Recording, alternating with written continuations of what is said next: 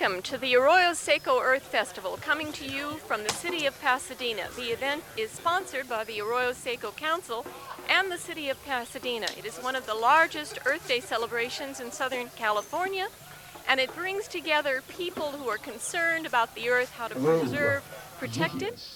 It was kicked off this morning with a parade through Pasadena, which you may hear the noises in the background. The people are coming and are going to be with us in a minute. Also, you'll hear drumming in the background. These are the tones from the Rythyms of the Village group, and they will be kicking off what promises to be a very exciting day with people from places all over the world representing causes that are going to further the protection and preservation of our earth. Here with me today are two organizers of the event. They've just come in from a bicycle tour of Pasadena. One is the mayor of Pasadena, Jess, and the other is Tim Brick, who can only be with us a few seconds, and he is one of the organizers of the Arroyo Seco Council. Welcome, Tim. Hi, Christle. Nice to see you. Can you tell us a little bit about the purpose? And first, let me introduce Jess Houston, our Pasadena's mayor on his bicycle. Not just Pasadena's mayor, but the best bicycling mayor in the country, according to Bicycle Magazine. Wow, look at those legs. Boy, they show you're a bicycler. That's right, and he bicycled in the parade, too, so. Well, we're here today to celebrate Earth Day and to kind of call to attention global environmental problems as well as a lot of local solutions. And this year we started off with the Earth Parade, which we've just finished, and it's been a lot of fun, a real community kind of parade with lots of creativity in making environmental statements through the parade. So we're getting ready right now for the opening ceremony. You go ahead and we'll join you in just a minute. Jess, Hi, the city Christle. of Pasadena is a co-sponsor of this. Tell us why the city decided to get involved. Oh, well, we know how important the theme is to everyone, not just the city of Pasadena. And by calling attention to this of all citizens, we think we can do a lot of good. Well, you certainly will be, and thank you very much. Incidentally, our mayor is very active in making Pasadena a bicycle-friendly city, and other cities around the country are following suit, or are Yes, in they this are. too? Oh, yes, Tim Brick, who was just here, led a task force that put out recommendations, a whole pamphlet of recommendations to the city, which we adopted fully, and we're going to make this city bicycle-friendly. That in itself is a contribution towards the goals of Earth Day. So thank you for joining us, and we'll see more of you throughout the day. Thank you, Christle. And now the band is warming up. The parade participants are walking in, and very shortly the opening ceremonies will start, and Tim Brick will kick them off. Thank you for joining us.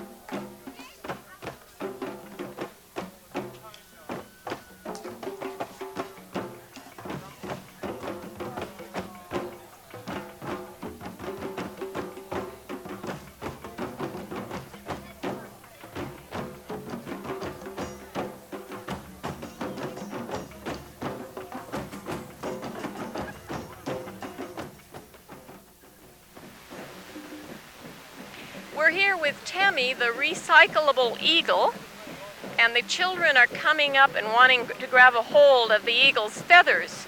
And your name, please? My name is Winifred Maiser. Winifred, and can you tell us a little bit about what TAMMY does? Yes. Well, TAMMY is the recycling eagle because she solved the mystery of the missing trees. And she found out that when we recycle, that means that there's more trees in the forest for the animals and the birds. Because you see, actually all the animals and birds were wondering what will happen to all the trees. And so TAMMY volunteered to go out and find out what happened to them. And she and her friend the North Wind flew around the country and they saw that we were using the trees for our homes and for paper and pencils and books that we need. But she thought that was fair enough. But then she saw that we throw a lot of stuff out that we could be recycling. And if we recycle, then we would need less trees. And then they would have more for their nests in the forest. I see, and eagles need trees, don't they? Well, TAMMY, thank you very much for joining us, and carry your message out to others. Thank you. And now we're going to talk with a member of the, thank you, Pastor. We're, over here, we have a representative of the Pasadena Police Department who's going to come and chat with us about why Pasadena has a mounted police patrol. Our last police chief, as you may know, was a very active equestrian, and horses from the Pasadena Police Department paraded in the Rose Parade, and they're out here now, and the kids love them. But let's see if we can bring the officer over. And here he comes on horseback, and we'll get his name and find out, maybe even the horse will talk to us. Whew, this is a beautiful, how many hands is your horse? He's 16'2". He's a big horse, isn't he? And your name is? Jeff Herman. Jeff? Right. And you're a member of, does Pasadena have its own mounted patrol? We have a reserve unit that is our mounted unit in Pasadena. We're all level 3 reserves. So this is all volunteer work that we do.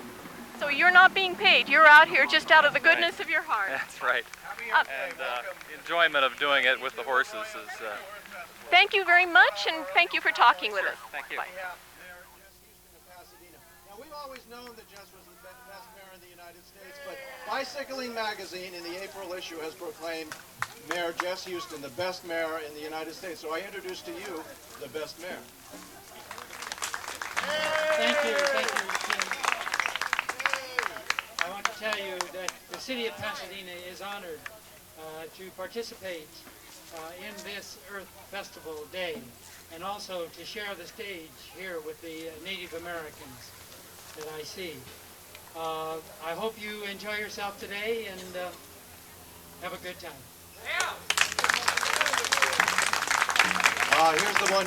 Here's the one we were waiting for.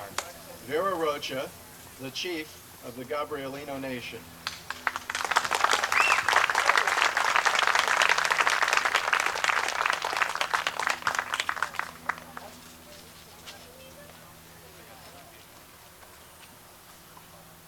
Mahiha. That's greetings in our language to you. And it is a very heartful greeting. It comes from our heart. Our heart is open today with such love and gratitude to be on this earth. This day was given to us specially. We have to enjoy it and remember this day and do what you can to protect Mother Earth, because she is our mother.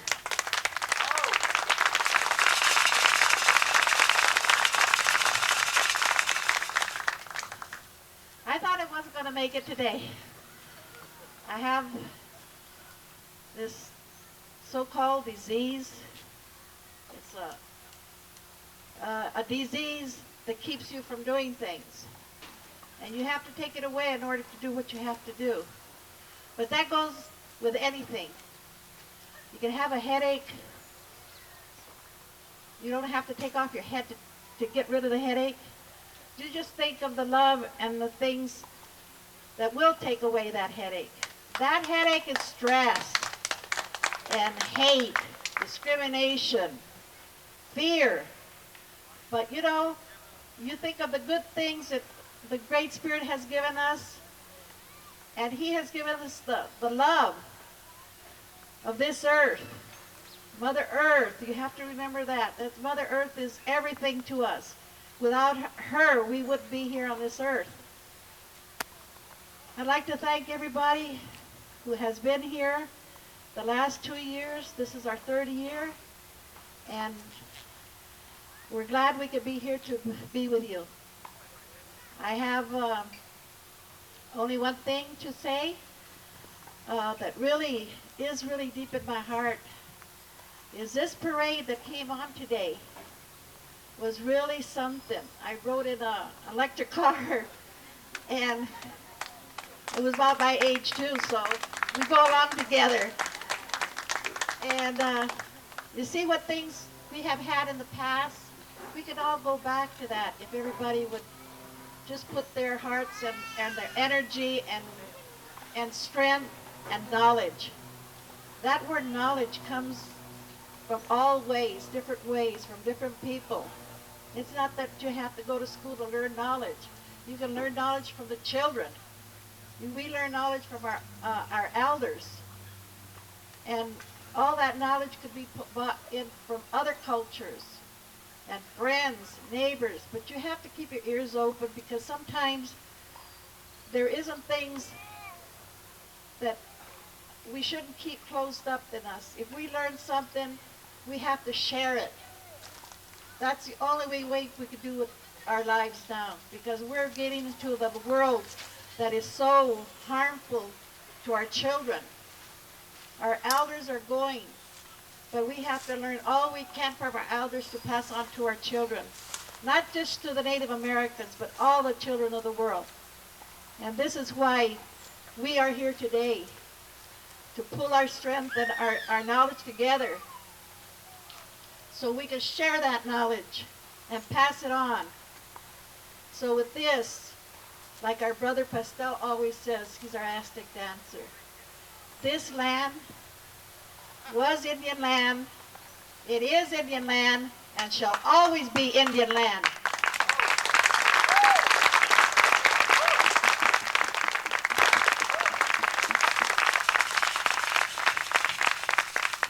That's it.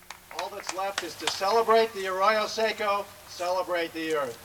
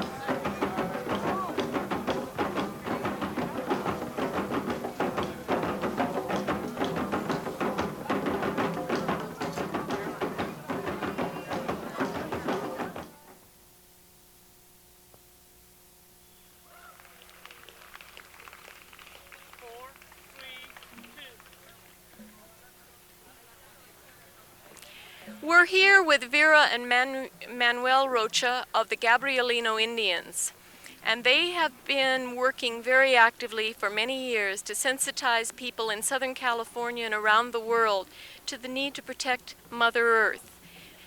Vera, would you tell us a little about why you participate in Earth Day and the significance of this event?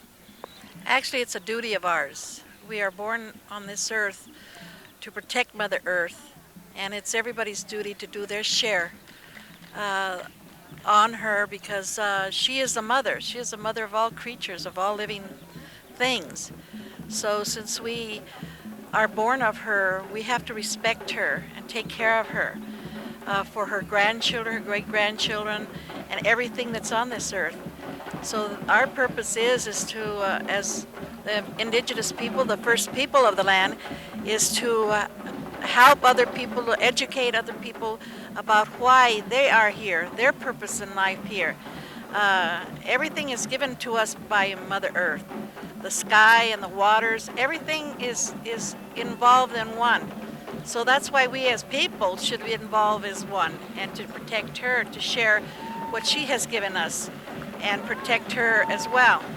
Our lead here is because this is our territory. It's Gabrielino territory, from Topanga Creek to Aliso Creek, from Catalina Island, St. Nicholas Island, and San Clemente Island, up as far as the mountains. And we, as people, have always been caretakers of this territory. And as elders now ourselves, we have to take it on ourselves, and our duty that has been passed on to us as from generation to generation is to pass on our heritage and our culture to our children. But when you say this is Gabrielino land, you mean it is land to share with all people, is that? Yes. This is Gabrielino land. We have welcomed people from all over the world.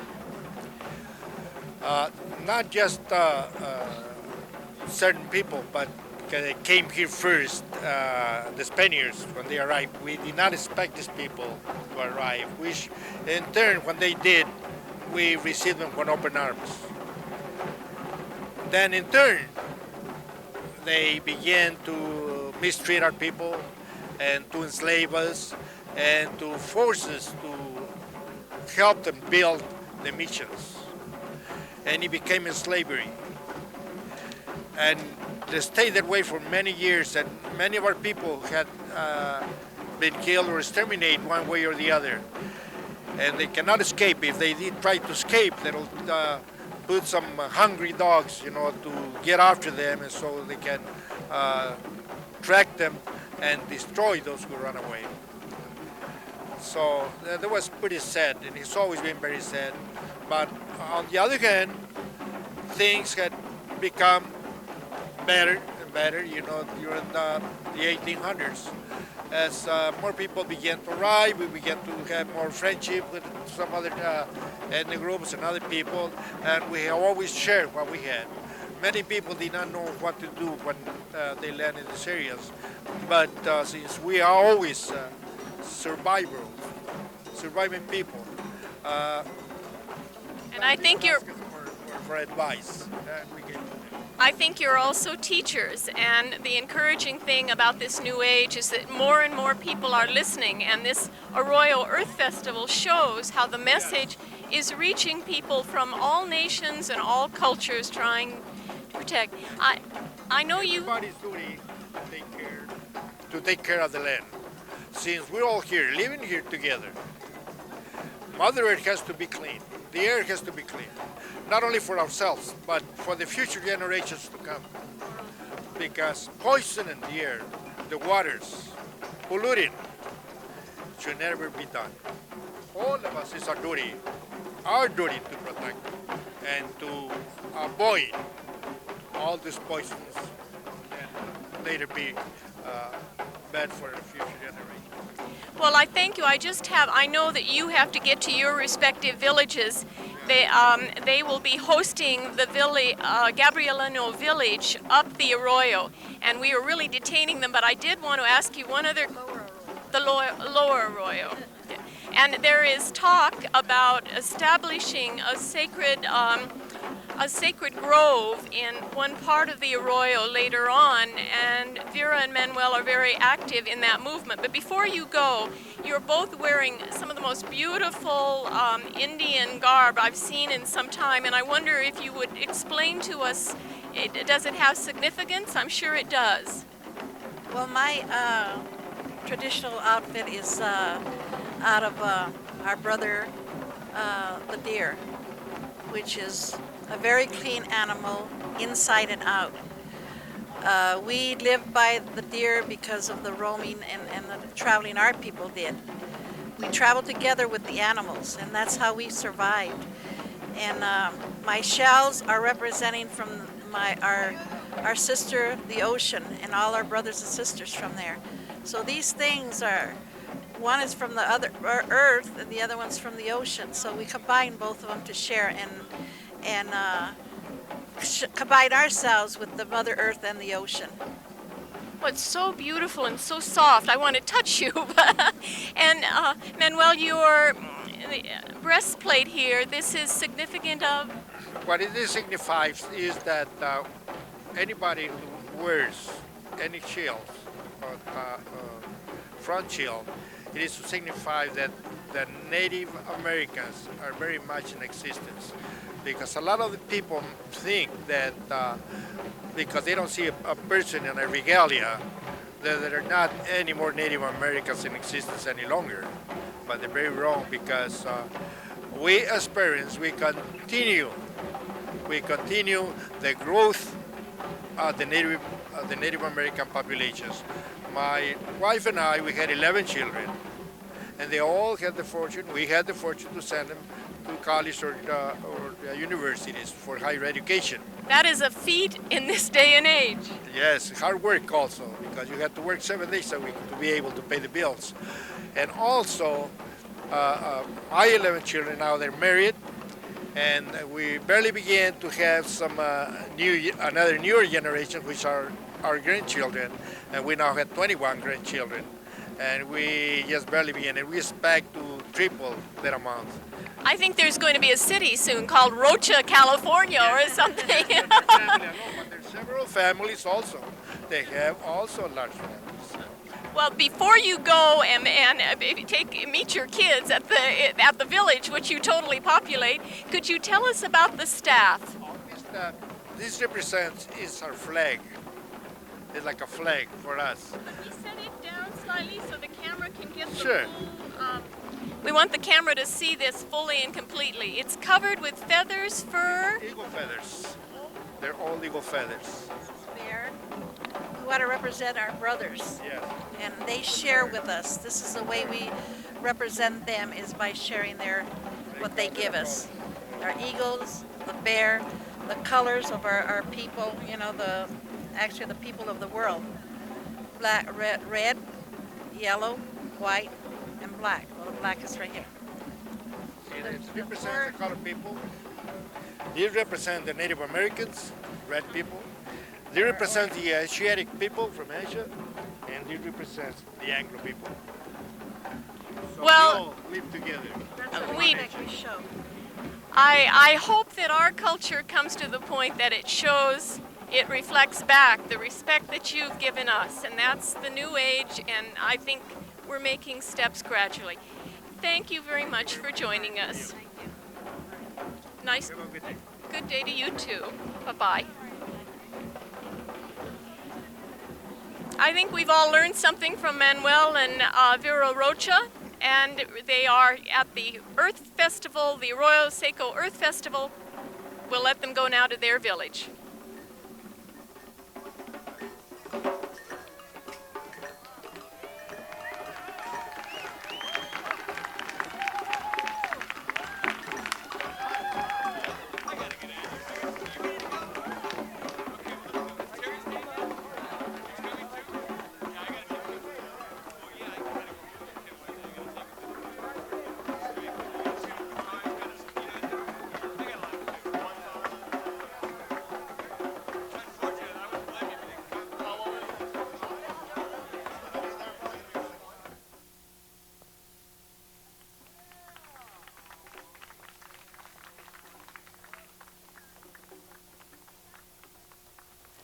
The drums have ceased for a minute, and I'm here now with Dadaji. Right, Christle. And Dadaji is a representative of AMURT, Marga Universal Relief Team, and also with the Proudest Movement. We're going to find out a little more what this is all about.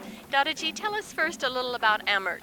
Okay, AMURT is the relief organization which grew out of Ananda Marga, which is a socio-spiritual organization concentrating on teaching yoga and meditation. We exist all around the world, so we have a totally global network, and we do disaster relief, development projects, community welfare services. In the Los Angeles area alone, we have been running a soup kitchen for the homeless for the last 20 years. That is down in LA proper? In LA proper, in Skid Row section of town.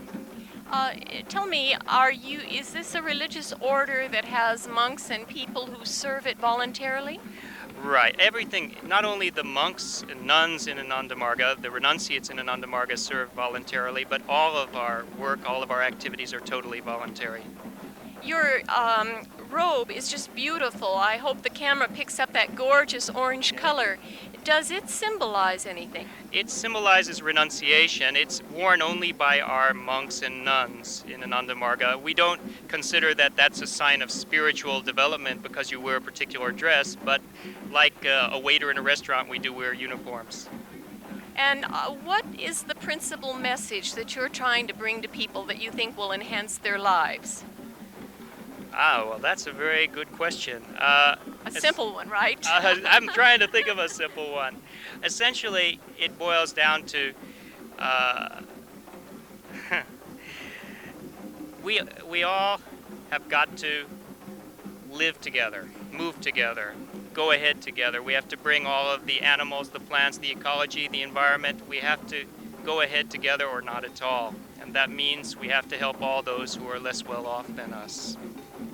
Well, it's interesting. We were talking with the American Indians earlier, and the message is very much the same. And I think when all these religious messages come together, there will be a tremendous movement in that direction. This is an example. You also are affiliated with the Proudest Universalists. Could you explain a little what the Proudest are trying to convey to us? Well, Proudest Universal is a socio-economic movement which sprung out of the one fundamental spiritual realization that everything is the same one consciousness. It's a type of progressive socialism, and it's geared to change the whole socio-economic structure of the world so that we can effectively move along together. So we don't get that unconscionable gap between the rich and the poor, or between one race and another race, or between one sex or gender and another gender, or between one country and another country, or between one species like the human species and the animal species or the plant species. Many people in our culture tend to think there is a parallel between socialism and communism. That is not true in what you're talking about, is it? No, rather the communists have always been a traditional enemy for us. Though we're not an old organization, since only 1959, they're radically opposed to us, or always have been. And do you recommend dietary changes? Are you vegetarians, for example? Absolutely. I don't mean to criticize, but I have a very hard time really grasping how you can be ecologically concerned and non-vegetarian at the same time. Well, I'm one of those contradictions who's struggling hard with it, and I recognizing the need to do some changes. But I think Americans have been traditionally brought up on another kind of food, and it takes a while to change your habits, particularly when you're busy. Do you have recipe books and things like that you try to disseminate? Well, we have recipe books. There's a lot of recipe books. It's not that we alone have to make recipe books.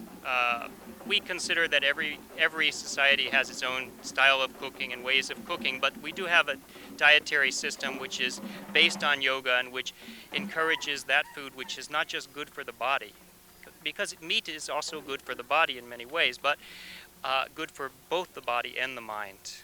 And that inevitably leads to a vegetarian style of diet.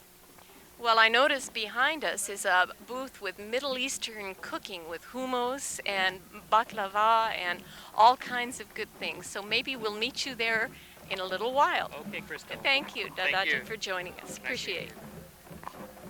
Bye-bye. We're going to be bringing other representatives at Earth Festival here to talk with you later.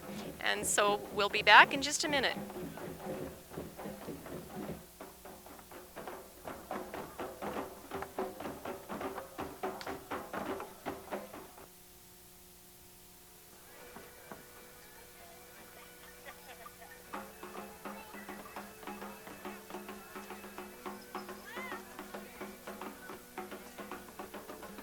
I'm here with Claire Peterson, a representative of the All Saints Peace and Justice Ministry. All Saints has spearheaded a lot of innovative programs in the religious community, not only here in Pasadena, but around the Southland. Many years ago, during the war in Vietnam, All Saints, an Episcopal church, merged with a temple on the west side of Los Angeles where the rabbi was Rabbi Bierman, and together they put Leo Beck Temple. And together they put together a coalition that really actively worked against the war in Vietnam and brought in many of LA's most prominent leadership and made some major conversions which may have helped stop the war in Vietnam. And now they're working on similar issues, and with me is Claire Peterson to explain a little about their purpose and their organization. Welcome, Claire. Glad to have you. Tell us a little. Well, we're here, actually, since you began with the story with Rabbi Bierman, I should say that we also were actively involved with Rabbi Bierman and with Muslim communities in the Southland, with the religious community against war in the Persian Gulf last year. We're here at the Earth Day festivities in the Arroyo Seco with a number of issues to talk about, and I want to focus on two of them. One is the Earth Day or Earth Month festivities at All Saints Church beginning next Sunday, the 26th. This is a whole month of activity? Yes, it is. A month of activities beginning with sermons on the environmental issues on April 26th and continuing with Sunday school programs at 10:15 every Sunday morning for 4 weeks in a row with special speakers on environmental issues. Also, I would like to talk before you go on, who are some of the speakers? Because one thing I've always admired about All Saints is that they don't just preach at you. They understand the need to involve people, so there's probably going to be a lot of colorful activities that go on as well, right? Yeah. I perhaps could give you the names of the speakers, of some of the speakers. Don Conroy, who is director of the North American Coalition on Religion and the Environment, will be speaking on May 3rd. Michael Feinstein, who is the U.S. delegate to the Green Party International, discussing green spirituality on May 10th. And Mary Nichols, director of the Los Angeles Office of Natural Resources Defense Council and author of The Amazing LA Environment, will be speaking on May 17th. I'll be there for Mary Nichols. She worked in the governor's office and is responsible for some of the good legislation that California has and trying to do something about automobiles and smog legislation, and she's a real dynamo. So anybody who goes to see Mary Nichols is going to be very pleased and come away with useful information. Well, that's great. And the other thing I really wanted to focus on this morning is the Nuclear Testing Moratorium Act. As many of your viewers know, the United States is a signatory to the Partial Test Ban Treaty signed in 1963, and there has been international effort to make that a comprehensive test ban treaty to stop the testing of nuclear weapons. Ever since then, in fact, that's part of that treaty, and the United States and the United Kingdom vetoed those efforts in January 1991. There is now a Nuclear Testing Moratorium Act before both the Senate and the House of Representatives to at least get a one-year moratorium on nuclear testing in this country. And I urge your viewers to write your senators and your representatives in the House of Representatives. The bills are Senate 2064 and House of Representatives 3636. Those are the numbers of the bills. And here's the entire text. It's a very sane thing. It's during a one-year period beginning on the date of the enactment of this act, none of the funds made available under any provision of law may be made available to conduct any explosive nuclear weapons test unless the President certifies to Congress that the Soviet Union or a successor state of any part of the Soviet Union has conducted an explosive nuclear weapons test during that period. That seems very sane to me. I mean, since the Cold War is supposedly over, it's ironic that we're still spending 52 cents of every tax dollar on the military, and only 2, by the way, on education. 9 cents of every tax dollar, by the way, in 1992 goes to bailing out the savings and loans. I think a lot of Americans have become aware of the economics of the military, and we're making some significant changes. I just finished reading an interesting book by John Le Carre where he questions all his years of service in the British Secret Service, and that this whole thing was just a waste of vast amounts of money on both sides, but that people give up fear slowly. How are you trying to reach the public besides what you're doing today? Besides what we're doing today? Do you have a coalition behind you that's getting out the word about these kinds of events? Well, I think our connection to the public at large on this issue is probably the Nevada Desert Experience, which is a year-round ministry that was begun by Franciscans, but now is quite interdenominational in its focus, and they continually, in fact, that's where I got this information, they continually just send out information to various churches and other secular groups about nuclear testing. They conduct workshops at the nuclear test site. They commit civil disobedience at the nuclear test site. They are really the hub of the wheel in terms of public awareness on nuclear testing in this country. Well, we need more people doing what you're doing, and I think civil disobedience, some people shy away from it, and others are beginning to realize that it's a time-honored tradition. It's a way Americans make their voices heard about things that are important to them. I once got spit in the eye on a farm workers protest line, and will never remember. I still remember the anger in the grower's face as we were all standing there, and it was very hard for me not to want to throttle him, but you learn. It's good practice for everybody.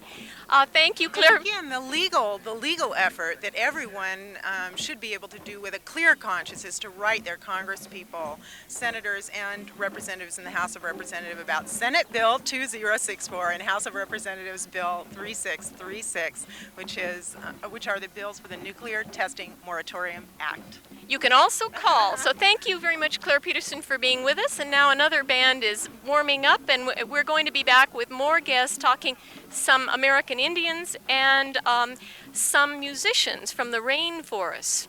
We'll see you a little later. Thank you very much. Thank you.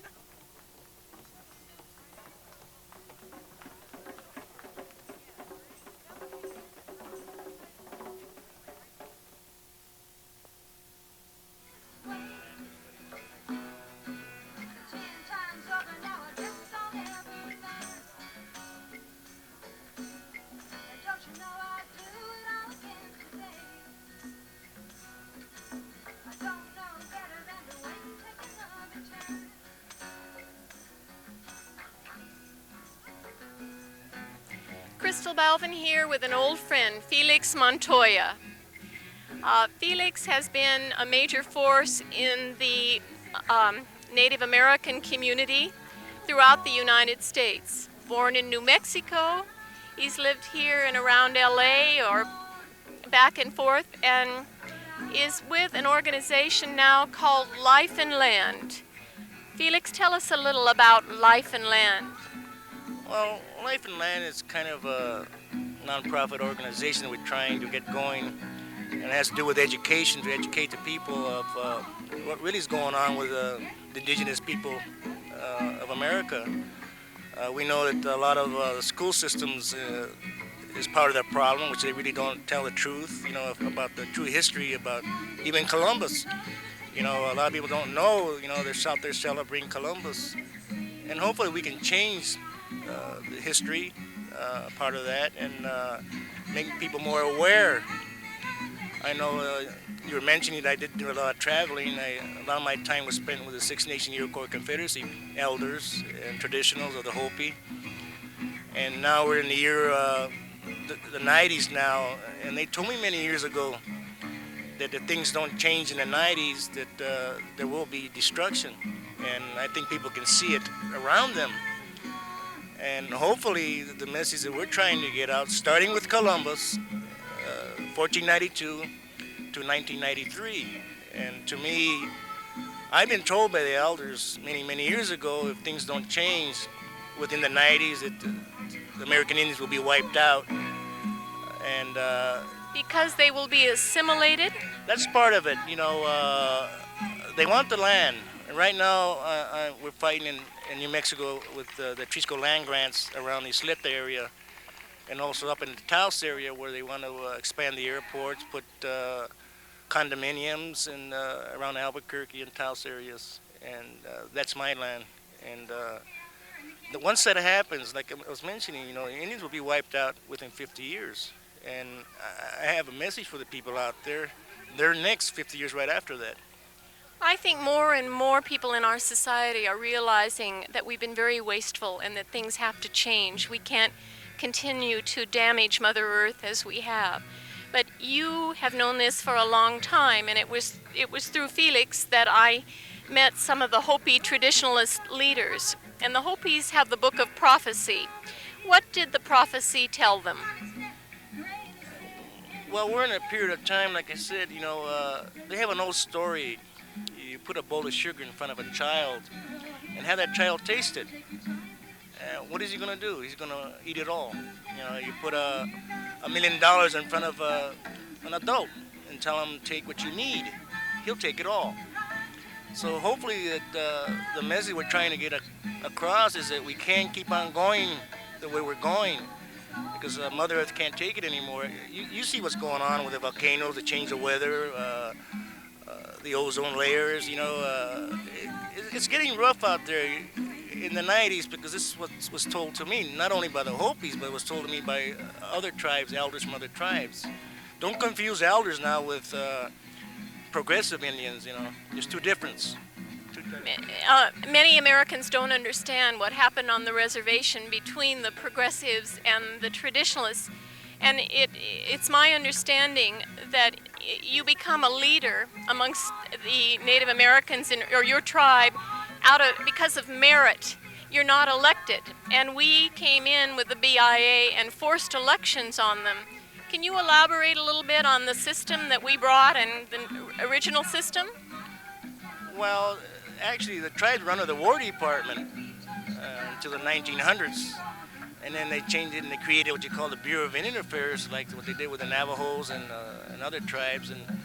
And they actually appointed the tribal council to run the government of the tribe, but it was still controlled by the Department of Interior or the BIA, Bureau of Indian Affairs.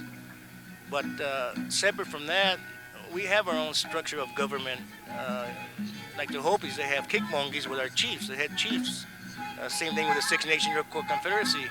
They have clan mothers, they have a system of their own. Oh, by the way, the Constitution did come from the Six Nation Iroquois Confederacy, which a lot of people don't know that. And I think a lot of school systems don't know that. And things like this we want to get out. I learned a great deal from my visit to Third Mesa, and one thing I will never forget was going out with a small child to water the corn, and where we dump gallons of water from agricultural systems on the land, the Hopi takes a cup of water and waters each corn plant, and they know exactly how much it needs each week, and they grow the most beautiful, lush corn that sustains them. There are a lot of other things that the Native Americans want to bring to us, and that's part of what you're trying to do, to carry a message, isn't it? Right. There's a lot to it, like I say, even adults don't know where chewing gum came from, popcorn, sleeping bag, you name it. All the vegetables and fruits come from South America, 95% of it. They think tomato came from Italy with the pizza. It didn't. It came from us. Potato, you name it. Basketball came from the South American Indians. It didn't come from the Lakers. A lot of people think that, so there's a lot of things that they're not teaching in school. But the main thing for me and the main drive is for me is I'm here at this environmental conference. I'm here to try to give people a message.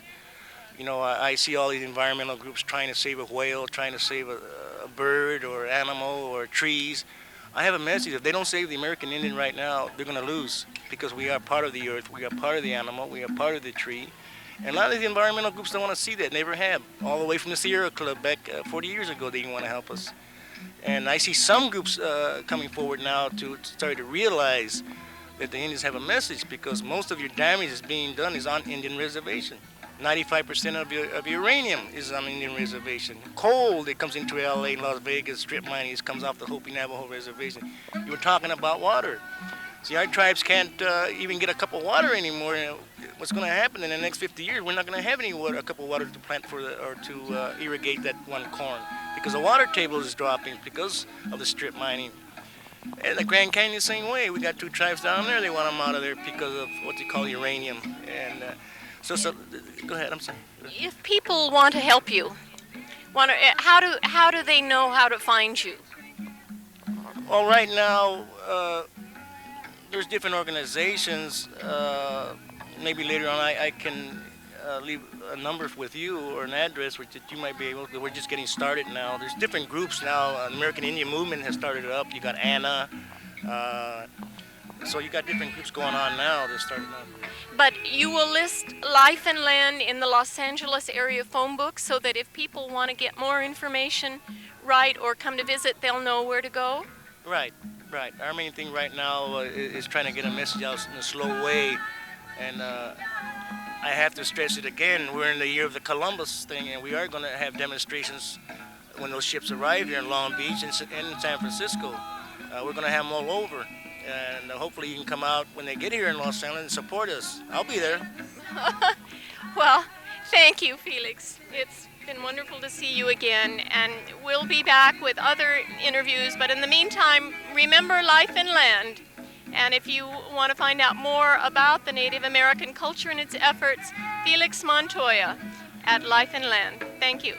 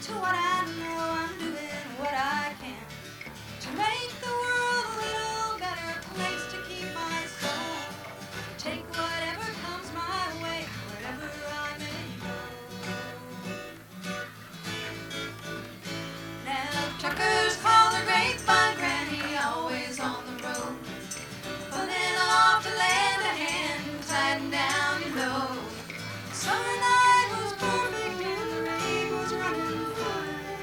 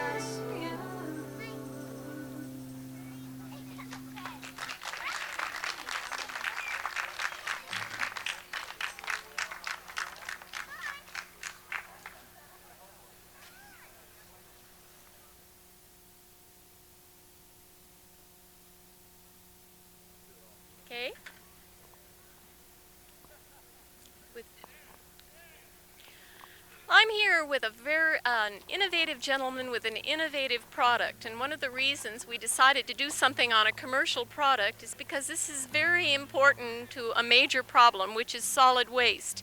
By 1994, cities throughout Southern California are going to be required to reduce their landfill, what they put into the landfills, by 20%.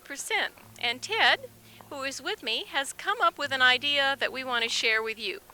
Ted, what's your last name, please? My last name is Ted Caligiuri, and my company is Compact Products, and we came up with a product called Pack-A-Sack. And what we're trying to do with our product, here's our product, and as you know, as you can see, it's very, very small, and it's intended to fit in your pocket or in your purse or in your glove box. And what we're trying to do is get consumers who are a little bit conscious of the waste problem and of the problem with using paper and plastic to provide a solution for those people who otherwise really won't change their behavior. So we're trying to make it easy, fashionable, and fun to use your own bags at the grocery store. Well, I like your colors, but it looks like a little ball. Show us what that really is. What this is, inside this little pouch, is a bag. And it's like magic, it pops out.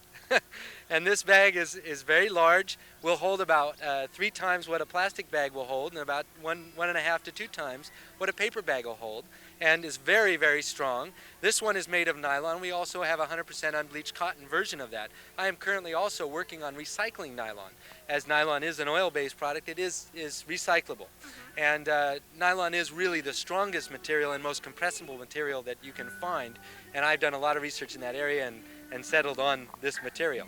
Has any city actually adopted these and is using them? And come stay here and stay stable so we don't lose you. Okay. What we're talking with the city of Los Angeles right now, who is instituting a program, and we're not for sure going to get the contract or anything, but we're talking to them about using the bags in the harbors of Los Angeles, in our Los Angeles marinas, as the boaters' recycling utility, meaning they'll use these bags to recycle their recyclables off of their boats. It's a good idea. Well, show us how you fold this little bugger up. Sure. What I'll first show you is when you fill it up with your goods, oftentimes you might put it down in your trunk and it'll spill over. But because it's got a good square bottom, it fills up and sits flat. In addition to that, when you fill it up, you put one handle over the other, and you've got a Velcro right underneath your hand. And the same Velcro that closes the pouch when it's closed closes the handle together. So in effect, you've got a closed bag. Even if it does fall over, all your goods won't fall out. Now, once you've gotten home and you've unloaded your groceries, then you just simply put your groceries back in like this. But if you notice, the easiest way to stuff Pack-A-Sack is like this. You put your hand in the back, and if you listen carefully, you can hear him talking to you, asking you not to forget him next time you go to the grocery store. So Pack-A-Sack has a personality. Pack-A-Sack certainly does. He's a fun character. So, and then once you are tired of listening to Pack-A-Sack, you can just stuff the bag right back in his mouth quite easily, and then fold the top over, and you've got Pack-A-Sack back in his little home, and you can put him back in your glove box, back in your purse, or back in your pocket to take him to the store next time. There are a few other things you can do, or at least Ted can do with a Pack-A-Sack. Ted, do you want to show us? Well, and before he does this, I wanted to say that 20% of the proceeds from the sale of these little Pack-A-Sacks goes to support the Arroyo Seco Earth Council. Show us now, Sure. if you can. Yeah, what I wanted to do is just demonstrate how fun Pack-A-Sacks are. I'm not an expert juggler Go for or it. anything, but I can kind of juggle a little. Boy, that's Pack-A-Sacks are fun. a diversified product. Thank you very much for joining us, Thank you Ted. very much, Christle. We'll be back with the final interview in just a minute. Do you still blame me for the things that we did wrong together?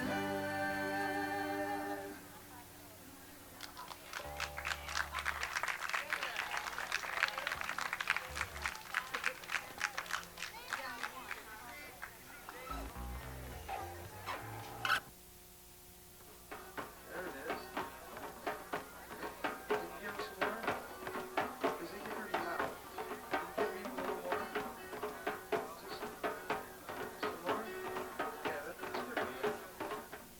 many innovative new concepts, or some based on old concepts, are being introduced at this year's Earth Festival.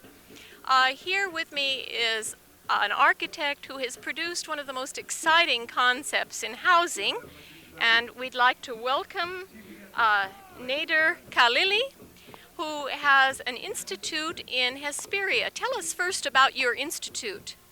CalEarth, or California Institute of Earth, Art and Architecture in Hesperia, is to teach students the ways with earth, water, air, and fire, how to build with earth, how to fire and glaze a house to become ceramic structures. So you're building houses like potters build pots? Yes, almost. Exactly what is happening is we are integrating earth architecture and ceramics. Through this, we are bringing the adobe housing of the old time into a new dimension, which is now ceramic housing. What are the advantages of ceramic housing? Before you answer, I have to tell you that as a native Californian, I've been brought up to believe that brick structures are dangerous. How do you get around this problem?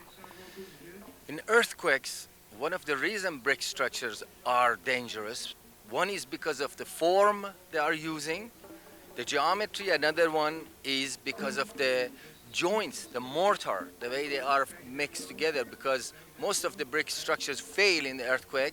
It's the mortar that fails. Now we have developed this system of fusion together, fusing the structure, diffusing the material together, so that the bricks, actually when they are fused, they are stronger. Their mortar, their joints are 3 times stronger than the brick themselves. We have some examples here that the camera is picking up of the mortar and the ceramic bricks that you're using. Explain to us a little again how this process works. You see, the cement and bricks, when we bring different materials together, they are not homogeneous. They are not monolithic. But through this, because it's all clay, we use glazing and ceramics not only to glaze the structures, but to fuse them together, so it becomes like a piece of hollow rock, like one piece, a monolithic structure, which is ceramics, and the joint itself is 2 or 3 times stronger than the brick. So the whole building may crack apart, but will never fall apart in the joints or the bricks fall apart. So you've bound them almost as strongly as a pole of steel. We bound them stronger because ceramics, as it's moving now, we are moving to the new century. It's the new language is going to be ceramics. Ceramic that are stronger than steel, ceramic that are stronger than any material, ceramics that have covered the space shuttles going up, the ceramics that are being built now, the engines of the car, brackets, pens, everything moving towards ceramic. Now ceramic houses is really taking that adobe tradition, adding the element of fire to it, creating a monolithic structure. Ceramics are generally treated with glazes. Do you treat these, and does it function as a weather retardant on the roof and the walls? Yes, we bring in the art of 6,000 years of art of ceramics and sculpture and architecture together. Up to now, we always go and make some ceramic tile and stick it in the kitchen or bathroom. And yet, all those elements are part of the ceramic, that like from sink to bathtub to kitchen, they're all ceramic. Once we are firing the entire house, then we can also glaze that inside and outside. How do you, normally when I think of a pot, I know a pot is put in a kiln, and that's how it's fired. How do you fire a house? A house becomes a kiln. So really your house is the kiln, or the kiln is a house. Imagine you have a large kiln, and because you have fired this kiln many times with products, the kiln itself have fused together to become very strong. That is the house. But how do you generate that kind of heat? Just generating any heat into any kilns that we generate. So you divide the spaces into smaller spaces, like 1 room or 2, 3 rooms at a time, like climbing kilns, ceramic, oriental climbing climbing kilns, that means there are rooms that are connected together, and all the kilns are connected and they all bake together. But a kiln, as I understand it, needs a tremendous amount of energy to heat it to the temperature that you fire a ceramic object. Where do you get the heat from to fire these homes? If you fire the brick in the factory and bring them to the site and use them, that takes certain amount of energy. We say do the building with raw earth, adobe, without being fired, and after they are put together, then fire it all at once. This way you're really saving energy because you're not even transporting it anymore. And it's the same fuel, and not only that, but we use these houses as kilns. So while you're really baking the house, you fill the house with products, and you fire them and then take the product and sell. But do you build a big fire within the house? How do you fire it? The room itself becoming a kiln, the room itself becoming a kiln, that means you shoot the fire from outside into the room. And the room is all completely enclosed and fired. Let's look at some of your examples here. You have arches. Now, the arch plays a critical role in it. Our camera is focusing on those. Would you explain the concept? One of the main object from our work today that we are concentrating is to change the image of a child. That we all teach a child to draw a house from childhood in a pitched roof. This is the form we teach them to build. The minute the child learns how to do a pitched roof, a chimney, and a window, 50% of the forests are destroyed because you need big timber to make this pitched roof. If we change that pitch image into an arch, you can build this arch with anything. And that is a self-sustaining structure. If you learn how to build one arch and repeat it, you will have a long room. If you rotate it, you have a dome. If you lift it up, you have an apse, just like Hollywood Bowl. So with one element of arch, you can build entire city without cutting a single tree. We have some photos that you've brought here of the interiors, which are absolutely beautiful. The arch gives more space inside too, doesn't it? It is the most economical space because the corners of the room up above, we never use that. So we are building it, we never use it. But you can see building these arches together and putting them, juxtaposing them in front of each other, you can build these rooms continuously by learning to make one arch, connecting them, and the most beautiful spaces are created that are best for environmental, because a flat roof, you have a sun hitting over it for 12 hours a day. The minute you curve, you have sun zone and shade zone. Therefore, you have current inside. Natural current are created. And to these structures, we also use a wind catcher, catching and scooping the wind inside, based on the old Persian tradition of architecture. So you use the wind to cool building. You use the sun to warm the building, and this is the natural structure of nature. I now understand that, dear, you are from Iran, and that is where you developed a love for the old Persian structure and concept. Well, we want to thank you and thank Ileona for joining us, one of your, an architectural student from Britain who is one of many apprentices studying with you in Hesperia. And if people want to find you, are you open to receiving interested visitors in Hesperia? Yes, we can have them as visitors, and they can come in and take workshop. Even for 2 days, they will learn the entire art of building their own structures hand-on. And we give this workshop. There is one like in June, I think 13, 14, on the weekend of June, we'll teach them. And you go on, and within 2 days they learn, or they become a student, they learn the design and everything. Well, it's an exciting new concept in design, and we thank you very much for bringing it to our attention. And I hope people visit you in Hesperia. Thank you.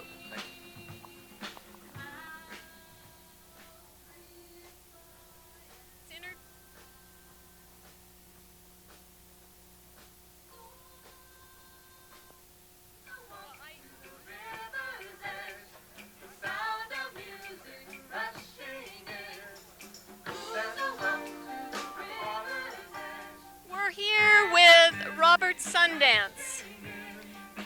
Many people who follow Indian affairs are aware that Robert Sundance helped establish a very important legal precedent in America and he's here to explain more to us about the Sundance case. Robert? Yeah. Well, you're talking about the famous Sundance case I started it in 1963. What it is declaring alcoholism a disease, not a crime. Treatment instead of punishment for alcoholics. Previous to the Sundance case, there was no homeless. They didn't have no homeless problem, simply because they could just mass arrest poor people, homeless people, alcoholics that didn't have any money and were on the streets, and jail them as under 647F of the Penal Code, which is public drunkenness, which was illegal and unconstitutional. And they did this, arrest you 100 times a year and rip off the taxpayers for hundreds of millions of dollars by arresting the same guy over and over, and you have about 115,000 arrests. And the society thought it was the criminal. And here was poor, sick, homeless alcoholics. So I got tired of that, and I didn't have no help. I was homeless. I've been homeless in the Skid Rows of America for 25 years, and I only had an 8th grade I'm an 8th grade dropout from the Great Sioux Nation, because they didn't encourage higher education in the years I was growing up. So I had to teach myself law, what legal words meant, how to spell them, how to use them, how to write petitions. I became excellent, superlative writ writer. And I wrote 80 petitions for the writ of habeas corpus in a 10-year span, and every one was valid, but they denied them because they didn't want to break up a lucrative practice, which arresting sick alcoholics was, and ripping off the taxpayers. That's why you got your massive gang problems now, because all the police time was wasted and taxpayer money wasted on repeatedly arresting sick, homeless alcoholics over and over. So were you able to get them to eventually pay attention? After my 80th petition for the writ of habeas corpus, finally lightning struck. I sent it to an outstanding judge from the U.S. District Court named Warren J. Ferguson, and I did it without exhausting all state remedies because the system wasn't allowing me enough time to exhaust state remedies by putting me in and out of jail so often. So I just shot it across to him, which I knew wasn't following the procedures, but I had to do something. And he knew it was a valid constitutional issue, so he sent it on to a Center for Law and the Public Interest. And all of those public interest lawyers, they wanted something prestigious. They could not see the massive constitutional issues in the Sundance case, what I was trying to do. And one attorney that had just been there 6 weeks, why he seen this as an outstanding petition. Any Skid Row alcoholic can write like this, I got to go see him. So he came to see me, and then that's what brought about the Sundance case. It was filed July 10th, 1975. It brought about change, massive change, radical change in Los Angeles. It was filed here in L.A., and the outcome? And the outcome was alcoholism is a disease, not a crime. And you got to set up the alternatives for alcoholics, not jail. And since then, what the Sundance case did in reality was focus national attention and international attention on the issues of alcoholism and alcohol-related problems. And since then, now you got all these women's alcoholism programs. Betty Ford came out of the closet and admitted she was an alcoholic because the Sundance case made it all right to be an alcoholic as long as you did something about it. It was a treatable disease. There's alcoholic kids. Now they got programs for kids, for drinking drivers. Mothers Against Drunk Drivers erupted. They all jumped on the bandwagon. Now you got law firms in Skid Row. You got low-income housing. All this is just because of the Sundance case. this came forth. Well, you have followed in the proud tradition of a lot of Sioux Indians who were out there fighting for things. And we thank you very much for being with us and sharing a little of your past experience. Well, I wanted to. Today I'm out here fighting against what Columbus brought to the Americas. He devastated and annihilated and brought genocide to the American Indians of the Americas. There was hundreds of millions of Indian people here when Columbus came. Columbus and his brutal followers, they annihilated hundreds of millions of us throughout the Americas. And it's going on to this day. And all our land has been stolen from us. But do you find it encouraging to be here at Earth Festival and see so many people who, in a sense, have picked up the values that American Indians have held for centuries, and that is to protect Mother Earth, to begin to work to redeem all the pollution that we've caused? Right, I'm here today to inform and make aware to an ignorant world out there that is unaware of the problems that the invaders brought to this country and what's going on today with destroying the forest, the water, the air. And yes, I'm very happy that today a lot of people are gathering together to do something about saving Mother Earth for our people and all living things. Thank you very much, Robert Sundance. We're glad you're here and doing the work you're doing. Appreciate you joining us. Now we go back to some great music and more happenings at Earth Festival 1992. All right, thank you. Appreciate you being here.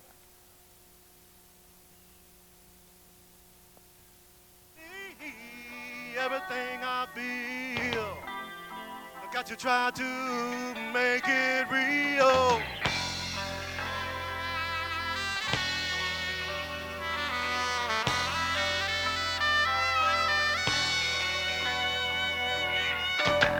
There's a lot of things I do that I would not do. All the things I see that I can't be.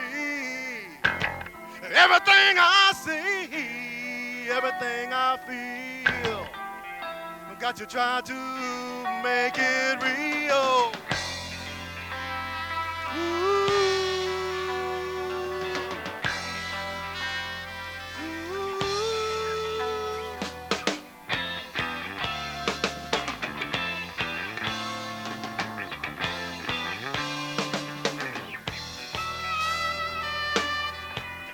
Not a lot of things to talk about all the time. Knowing more how I really want to feel. A lot of changing things going on right now. But I know I'd rather be for real.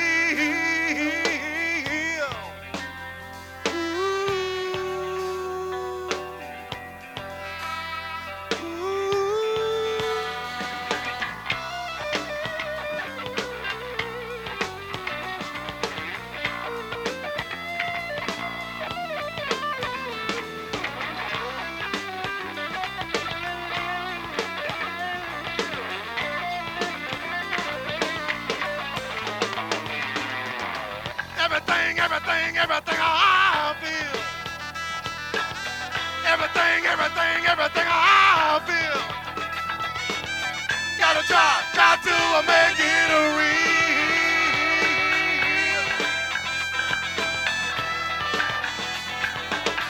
Everything I feel. Everything I feel. Gotta try to make it. Gotta try to make it. Gotta try to make it real.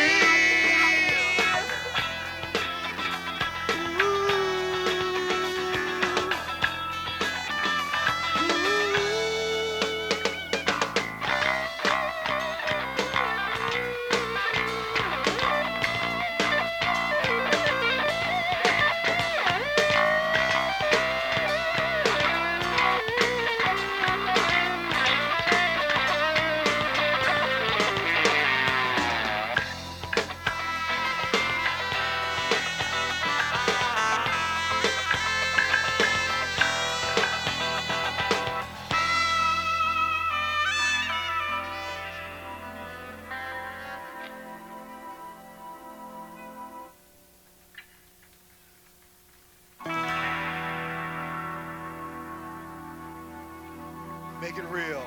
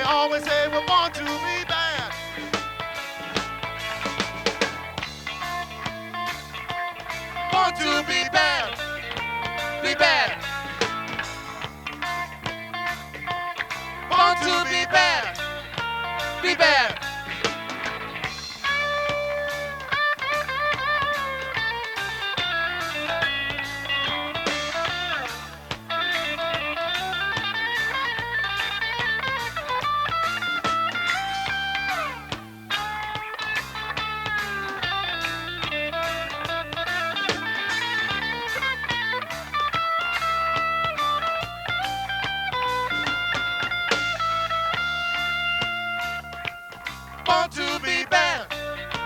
Be bad. Born to be bad. Be bad.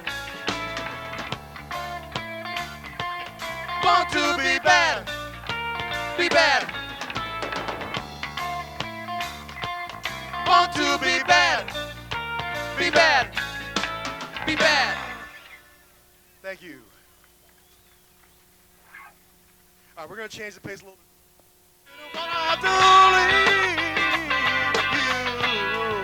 But I can no longer believe you.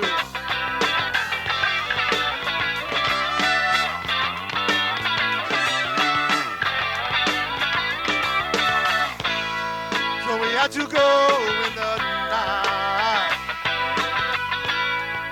You just couldn't see what was right. I sure wish with all of my mind that things could have turned out right. Yeah.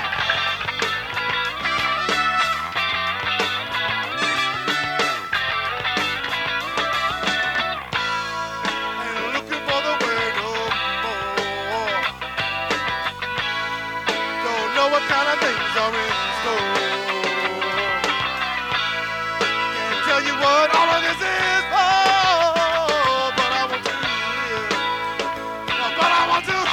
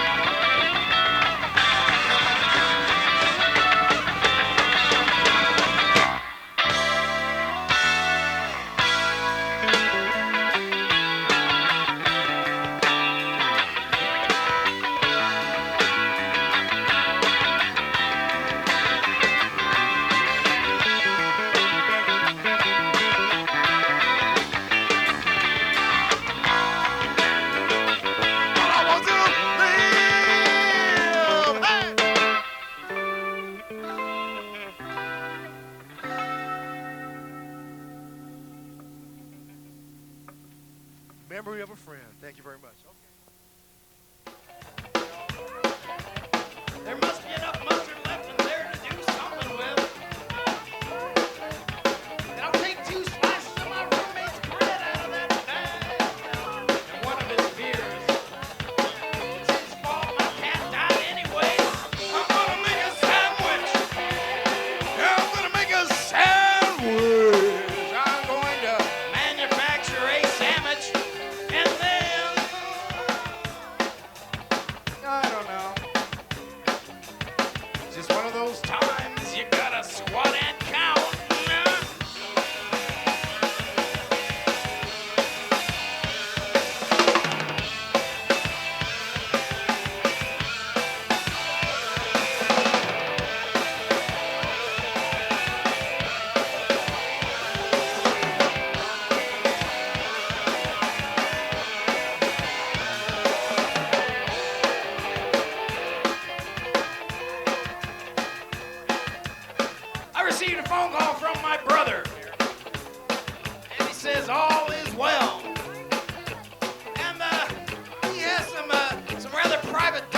wants to reveal to me at some later date, evidently. And that's an indication that they've arrived, which will give me something to peruse and perhaps contemplate upon next time I'm laying down the proverbial couch soil. But you know, it's a wonderful thing, and it's a wonderful time, and we should all get together and hitch up that old gospel plow together now one time now.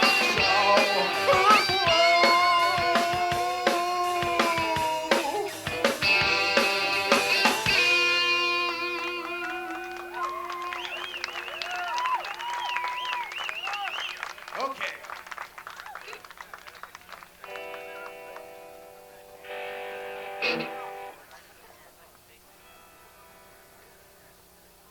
I'd like to send this out to all my ex-wives of the past, present, and future. Check one.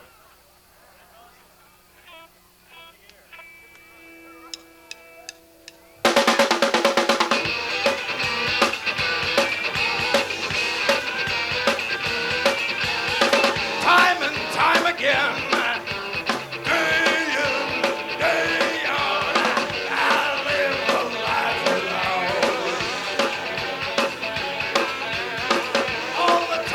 All the time, stay on the inside. There's obviously life on the outside.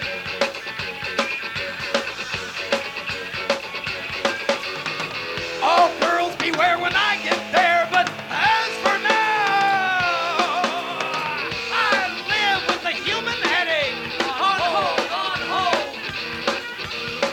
Round the clock, that's all, that's it. What the hell's wrong with it?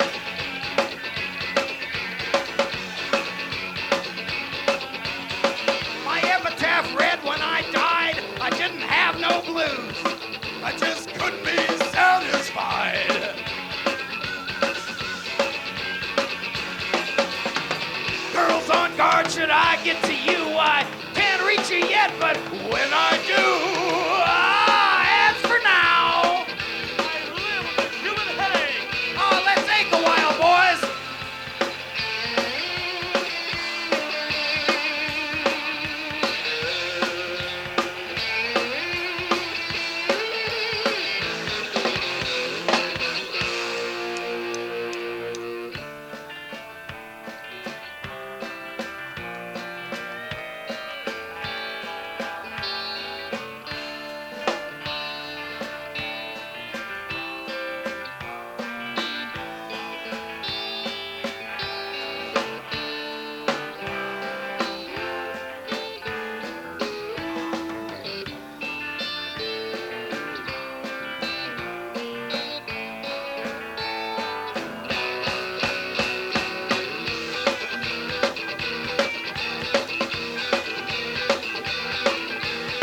Now I don't mind, and I'm not complaining.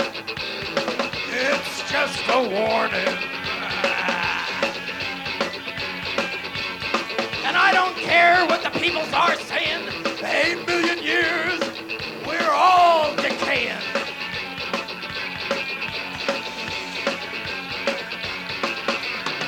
I can hack the things gone wrong. 8 million years can't be too long. But as for now, I live with a human headache. I live with a human headache. I live with a human headache.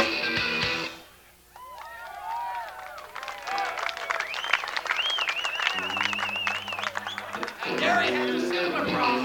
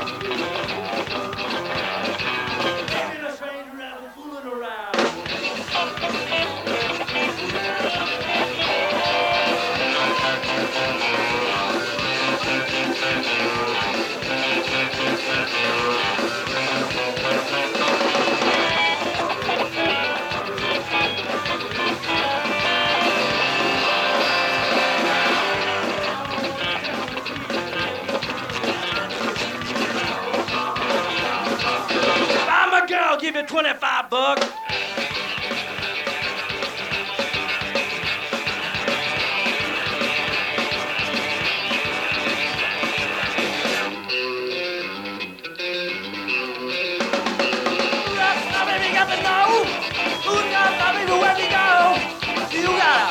Somebody come with me.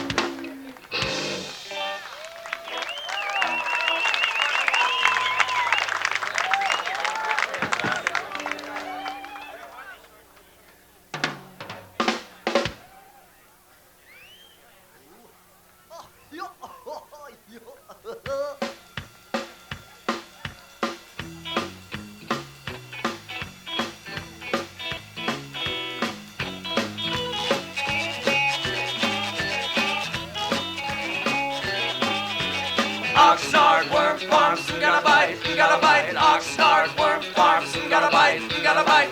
Back on the trail with Oxnard worm. Oxnard worm farms, we gotta bite, we gotta bite. Oxnard worm farms, we gotta bite, we gotta bite. Back on the blast with Oxnard worm. Oxnard worm farms, we gotta bite, we gotta bite. Oxnard worms.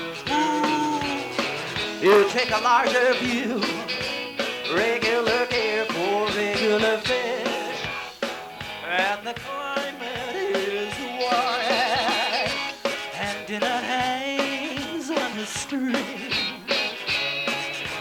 Let those worms go free, because the beer is free. Let those worms go free, because the beer is free.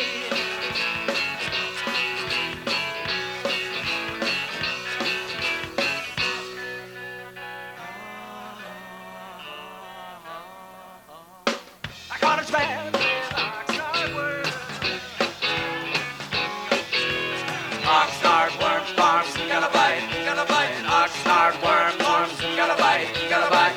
But when I threw you the bait, baby, you did not even bite. Oxnard worm farms, we gotta bite, we gotta bite. Oxnard worms. Ooh. You take a larger view, regular gear for regular fish, and the climate is alright, and dinner hangs on a string. Let those worms go free, because the beer is free. Let those worms go free, because the beer is free.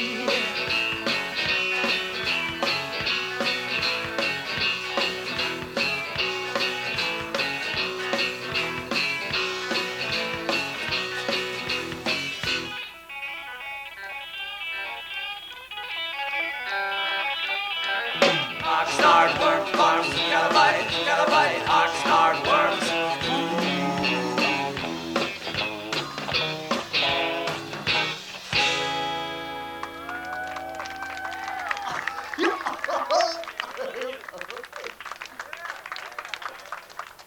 Is it hot out here or is it just you?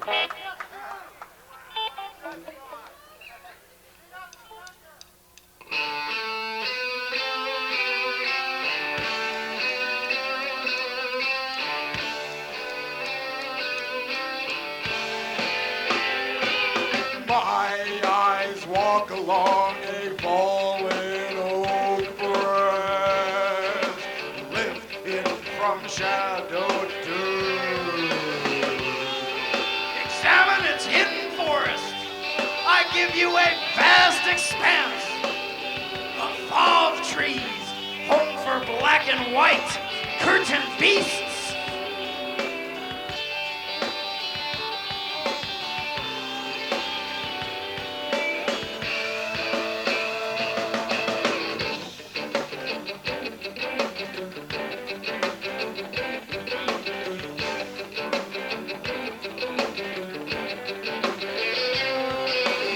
I get up and surprise a painting dream.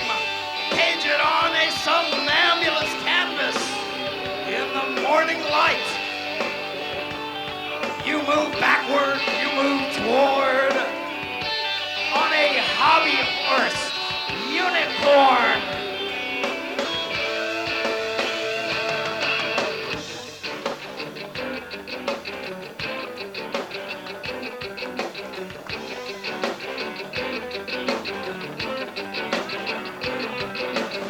The doublemint sky bleeds as if torn, releasing cardboard guitars.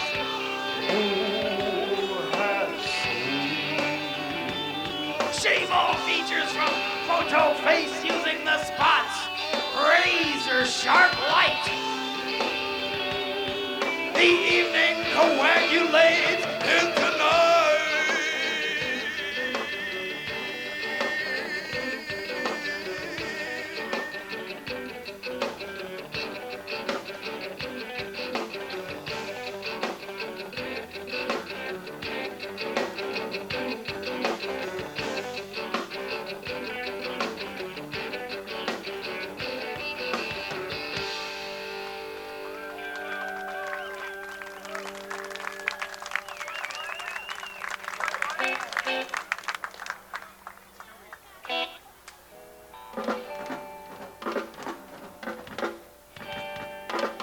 The name of the next song is South Pasadena.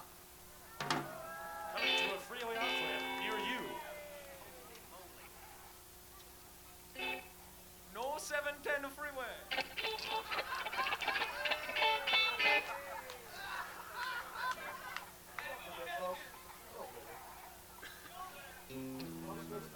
Tree band. Whoa. Where did that come from? The Mr. Wee Band. A lot of rain back here all of a sudden. What happened, guys? Suddenly just popped in from nowhere. Wild. It's, Are we prepared, ladies?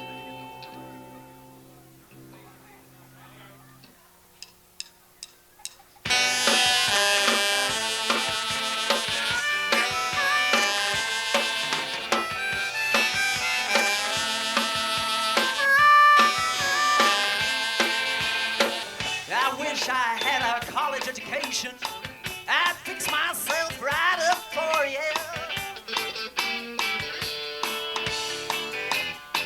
I wish you loved me.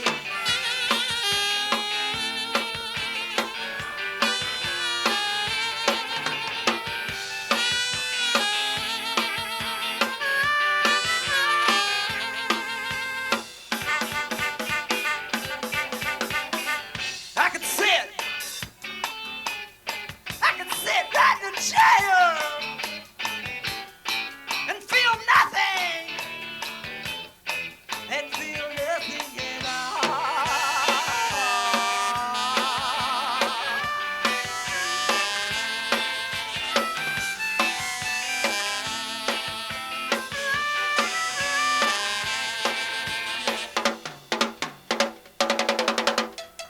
You stick the pencil right into the little hole with the blade on it, and twist it around, and just kind of jot down a few things that are real important, and throw the shavings away.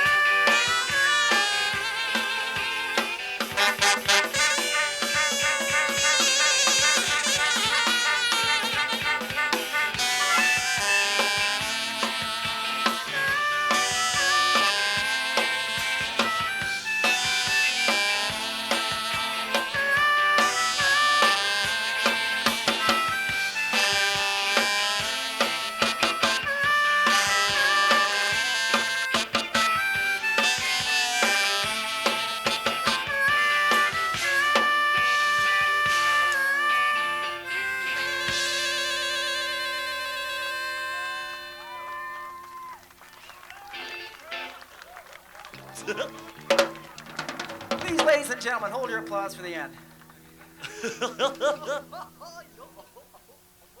And now the drummer will like to sing for you. Oh, great. That's a cue to the PA man, by the way. I can hear what's going on. Oh, don't turn that thing up. It's really feeding back when you turn it that loud. Ready, guys?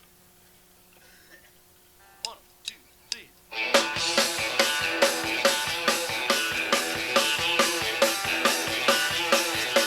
He was born.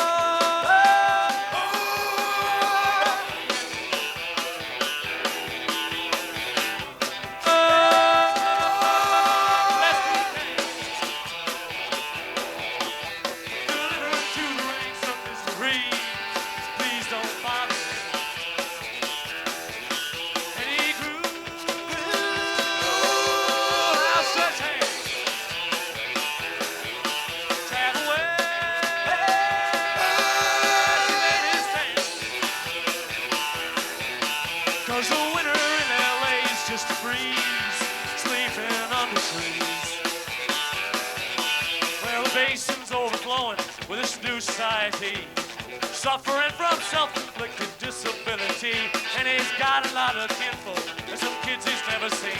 Well, the bums rushes upon us, and it's getting pretty mean.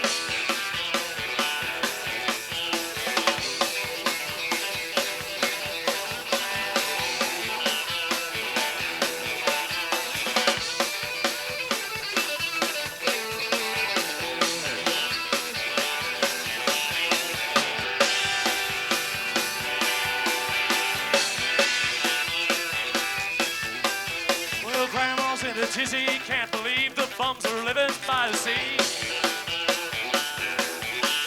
And keep your spare change quiet, boy. You'll start a bum stampede. Where the hell they coming from? He was born a full-grown man, and he done